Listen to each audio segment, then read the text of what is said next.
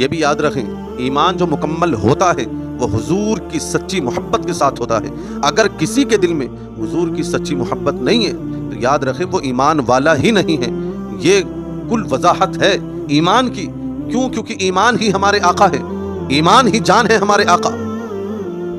اور یاد رکھیں اس چیز کو میرے عزیز، اللہ رب العزت نے اپنے حبیب علیہ الصلوۃ والسلام کو ہمیں اور آپ کو عطا فرمایا، اللہ نے اپنے محبوب کو ہمیں اور آپ کو عطا فرمائے، اللہ نے اپنے حبیب صلی اللہ علیہ وسلم کو ہمیں اور آپ کو عطا فرمائے۔ اس سے بڑھ کر ہمارے لیے خوش قسمتی کیا ہوگی کہ جس امت میں پیدا ہونے کے لیے انبیاء دعا کریں، اس امت میں رب العالمین نے ہمیں اور آپ کو پیدا فرما دیا۔ الحمدللہ، کتنا شکر ادا کرنا چاہیے ہمیں اس نعمت پر کہ رب العالمین نے اتنی بڑی نعمت ہمیں اور آپ کو عطا فرمائی۔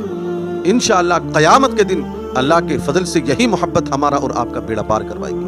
اور محبت کا تقاضا کیا ہوتا ہے ہم اور آپ اچھی طرح جانتے ہیں۔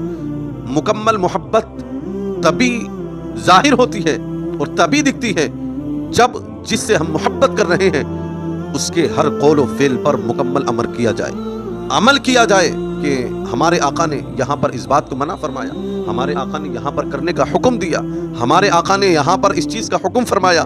جب بندہ مومن اس چیز کی فکر کرنے لگ جاتا ہے تو واقعی وہ اپنے حضور سے سچی محبت کرنے لگ جاتا ہے، اور انشاءاللہ اسی محبت کی وجہ سے اللہ پاک اس دنیا میں بھی کامیابی عطا فرماتا ہے اور قیامت کے دن بھی انشاءاللہ کامیابی عطا فرمائے گا۔ ایک صحابی رسول اللہ کے محبوب کی بارگاہ میں حاضر ہوئے، عریضہ پیش کیا، یا رسول اللہ متی الساعہ، یا رسول اللہ قیامت کب آئے گی؟ اللہ کے محبوب علیہ الصلوۃ والسلام نے ارشاد فرمایا، اے میرے صحابی، کیا تم نے قیامت کی تیاریاں کر لی ہیں؟ اللہ اکبر۔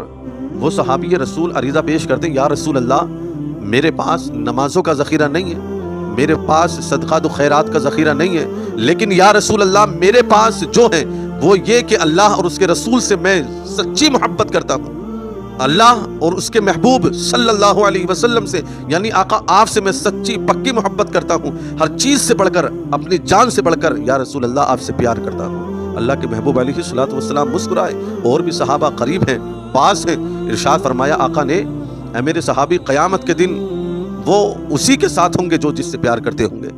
اور صحابہ اکرام رضوان اللہ تعالی علیہم اجمعین کا خوشی کا ٹھکانہ اس وقت نہ رہا جب حضور نے یہ فرمایا کہ قیامت کے دن ہر وہ شخص اسی کے ساتھ ہوگا جس نے جس سے محبت کی ہوگی۔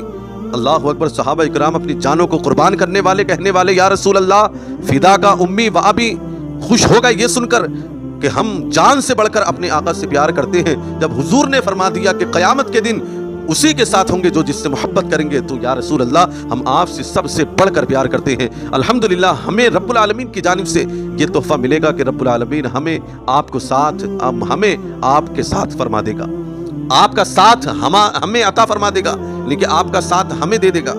یا رسول اللہ، اس سے بڑھ کر ہمارے لیے کیا خوشخبری ہوگی؟